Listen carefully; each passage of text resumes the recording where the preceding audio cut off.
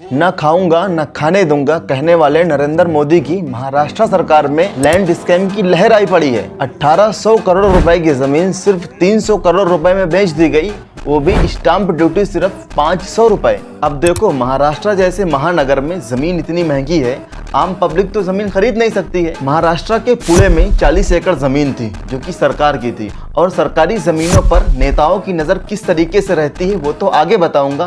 उससे पहले ये देखो कि महाराष्ट्र एनसीपी के नेता अजीत पवार, जो कि मौजूदा गवर्नमेंट के डिप्टी चीफ मिनिस्टर हैं, उनके बेटे पार्थ पवार 40 एकड़ जमीन खरीदते हैं, वो भी सिर्फ 300 करोड़ रुपए में, जिसकी मार्केट वैल्यू 1800 करोड़ रुपए है। अब और शॉकिंग बात सुनो, जमीन की खरीदारी पर सरकार को जो टैक्स दिया जाता है उसे कहते हैं स्टाम्प ड्यूटी। अगर ये जमीन इन्होंने 300 करोड़ रुपए में भी खरीदी थी, तब 300 करोड़ रुपए के हिसाब से इसका जो स्टाम्प ड्यूटी है 21 करोड़ रुपए हो रहा है। इन्होंने कितना दिया था? सिर्फ 500 रुपए।